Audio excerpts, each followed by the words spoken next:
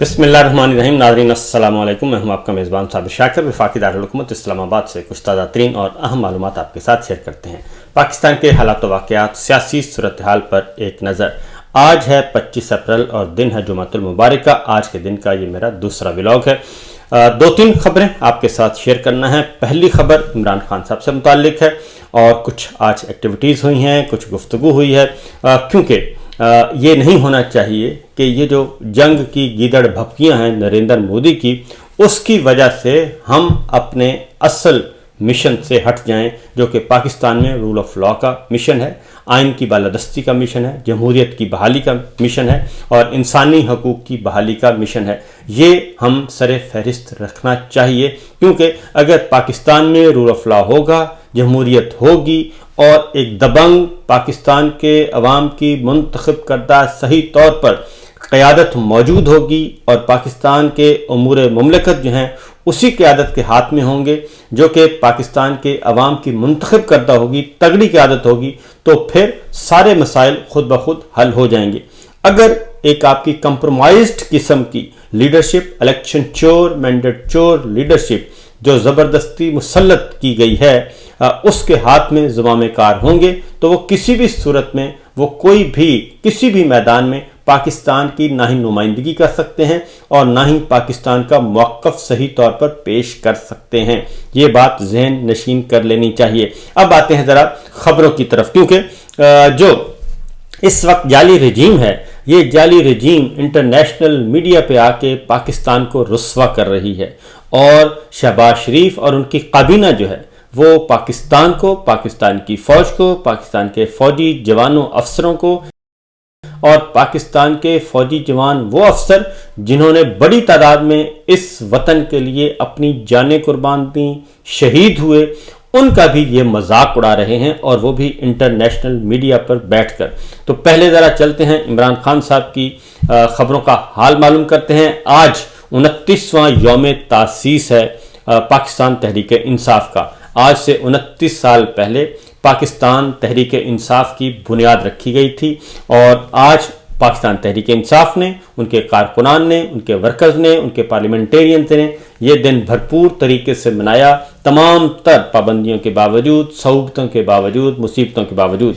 आज जब ये दिन मनाया जा रहा है तो पाकिस्तान तहरीक इंसाफ के सियासी कारकुनान, रहनुमाओं की बड़ी तादाद में, सैकड़ों की तादाद में वो जेलों में बंद हैं, बल्कि हज़ारों की तादाद में कहा जाए तो कोई गलत नहीं होगा। वो जेलों में बंद हैं, सज़ाएं भुगत रहे हैं, सबूतें बर्दाश्त कर रहे हैं और झूठे और जाली मुकदमात का उन्हें सामना है। इमरान खान साहब ने आज के दिन एक पैगाम दिया है। पहले वो पैगाम आपके साथ शेयर करते हैं जी। उन्होंने कहा कि मैं तहरीक इंसाफ के तमाम वर्कर्स, सपोर्टर्स और वोटर्स को 29वें यौम तासीस की मुबारकबाद पेश करता हूँ। 29 साल पहले हमने इंसाफ, इंसानियत और खुददारी के बुनियादी असूलों के तहत पाकिस्तान तहरीक इंसाफ की बुनियाद रखी थी और आज तक हम अपने इस मंशूर पर कायम हैं। तहरीक इंसाफ वो वाहिद जमात है जो न सिर्फ आइनी असूलों, अदलिया की आज़ादी और इदारों की खुद मुख्तारी की अलंबरदार है, बल्कि इलेक्शन कमीशन, नैब, पुलिस समेत तमाम रियासती इदारों को किसी भी किस्म के असर रसूख से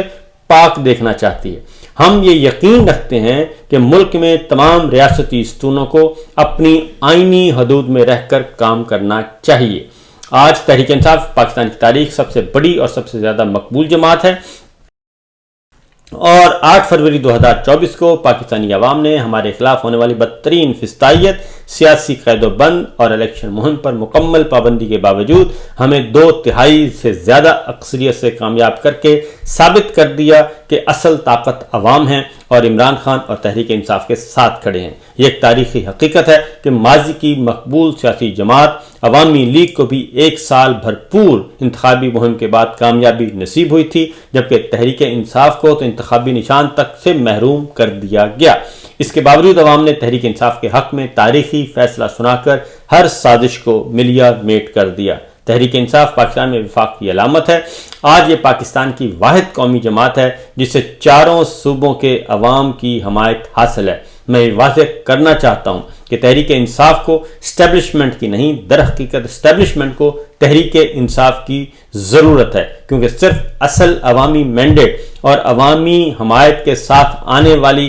حکومت ہی ملک کو درپیش سنگین بحرانوں سے نکال سکتی ہے۔ الحمدللہ تحریک انصاف کو کسی سہارے کی ضرورت نہیں ہے۔ الیکٹیبلز کمزور جماعتوں کی مجبوری ہوتے ہیں۔ تحریک انصاف ایک ایسی نظریاتی تحریک ہے جس نے شدید ریاستی جبر، غیر آئینی ہتھ کنڈوں اور میڈیا بلیک آؤٹ کے باوجود ثابت کیا کہ وہ ایک ناقابل شکست اور مضبوط ترین جماعت ہے۔ ہماری اصل طاقت عوام کی وہ بیداری ہے جو کسی سیاسی مصلحت کی مرہون منت نہیں۔ عمران خان صاحب نے کہا کہ ملک کو بنانا ریپبلک بنا دیا گیا ہے۔ جب آئین اور قانون کی حکمرانی نہ ہو، ادارے فنکشنل نہ ہوں، تو ملک سے باہر ڈائریکٹ انویسٹمنٹ نہیں آ سکتی۔ ملک صرف ریمیٹنس سے نہیں، فورن ڈائریکٹ انویسٹمنٹ سے ترقی کرتے ہیں، جو کہ اس ملک کی تاریخ میں کم ترین نمبرز پر آ چکی ہے، اور ملک کو درپیش سیاسی، معاشی اور دہشت گردی کے شدید بحرانوں سے نکالنے کے لیے ایک ایسی سیاسی جماعت کی ضرورت ہے جو عوام کی تائید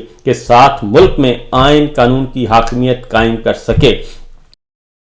اور اس کے لیے سخت ادارہ جاتی اصلاحات کر سکے، اور صرف تحریک انصاف ہی یہ کردار ادا کر سکتی ہے۔ میں ان تمام اوورسیز پاکستانیوں کو خراج تحسین پیش کرتا ہوں جو ملک میں جمہوریت، آئین اور انصاف کی بحالی کے لیے ہر محاذ پر ہمارا ساتھ دے رہے ہیں۔ آپ قوم کا فخر ہیں۔ یہ عمران خان صاحب نے جی آج اپنا بیان جاری کیا یوم تاسیس کے موقع پر۔ دوسری جانب آج یوم تاسیس کے موقع پر اور عمران خان صاحب کی جیل میں قید اور ناجائز مقدمات کے خلاف اور انصاف کے حصول کے لیے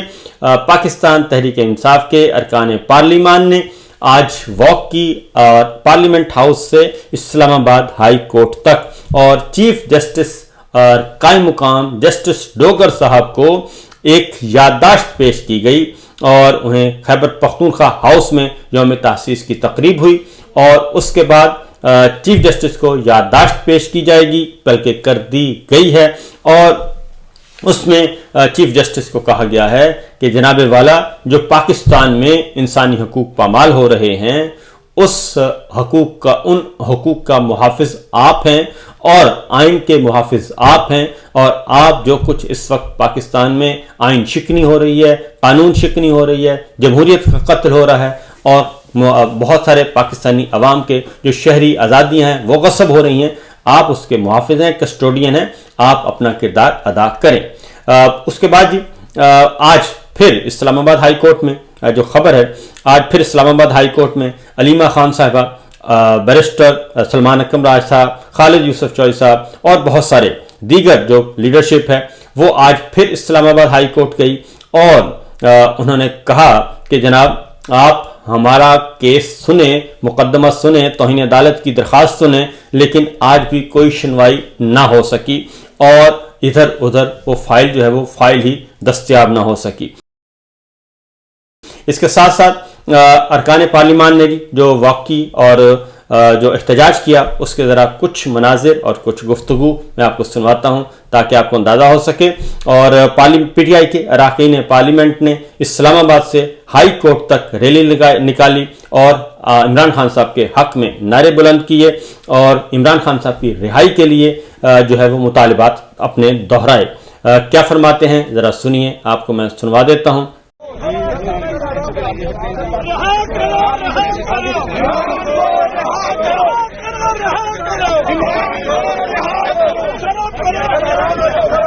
یہ ہے جناب، اس کے بعد اگلے کچھ مناظر دیکھیے جی۔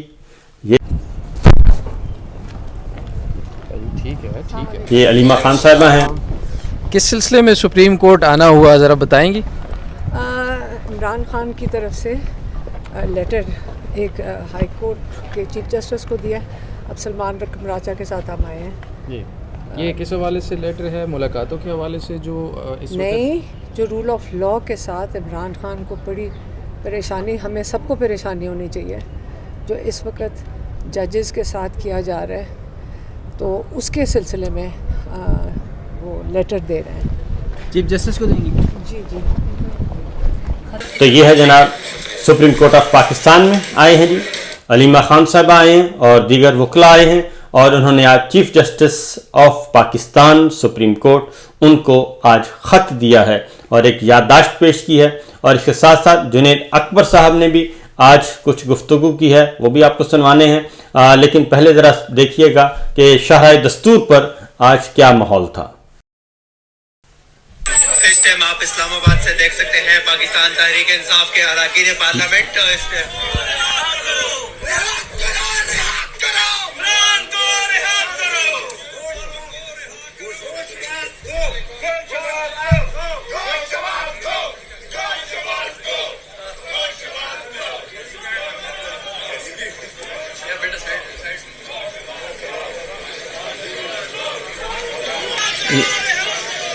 یہ آپ دیکھ رہے ہیں یہ مناظر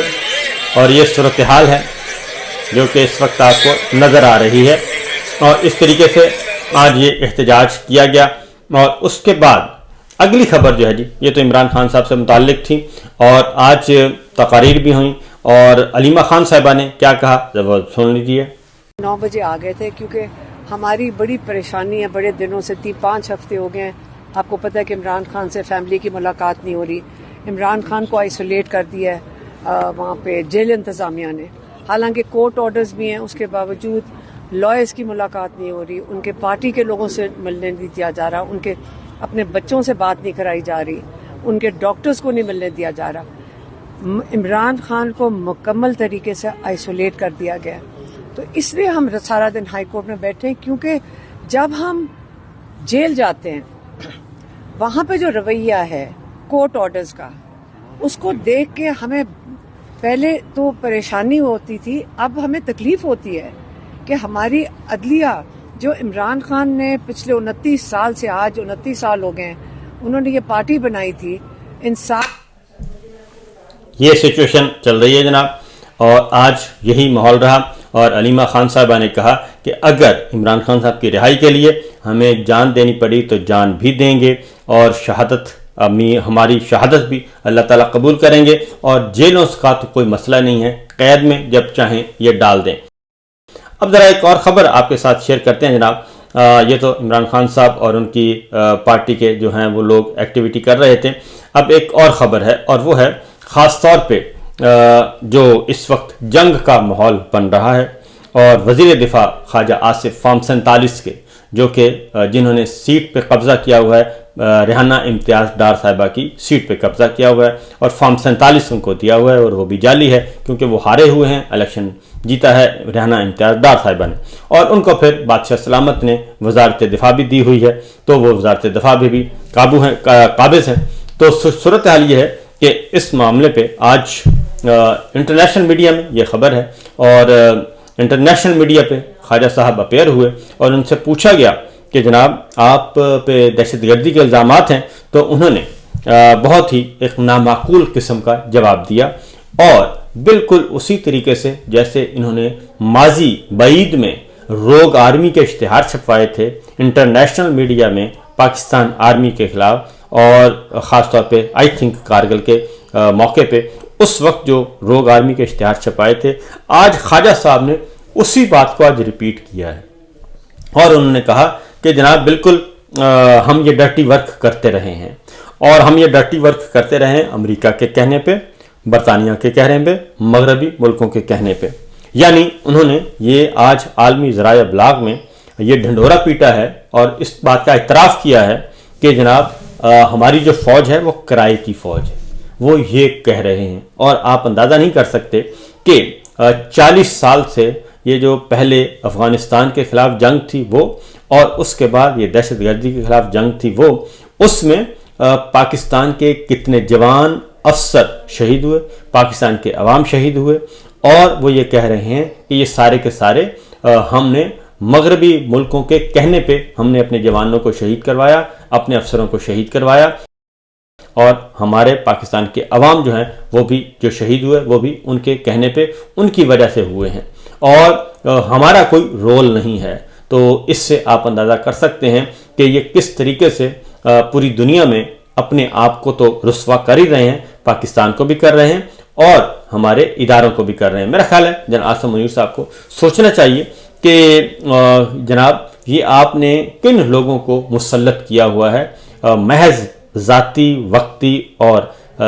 ذاتی فائدے کے لیے۔ ذرا غور کیجیے گا اور اس پہ کچھ میرا خیال ہے کہ ذرا سوچیں کہ آپ کر کیا رہے ہیں اس ملک کے ساتھ اور اس ملک کے اداروں کے ساتھ، مسلح افواج کے ساتھ، کیسے کیسے لوگ آپ نے لا کے مسلط کیے ہوئے ہیں فارم 47 دے کر۔ تو فی الوقت اتنا ہی، باقی انشاءاللہ لائیو سیشن میں مزید تفصیل کے ساتھ ڈسکس کریں گے۔ اجازت دیجیے، اللہ حافظ۔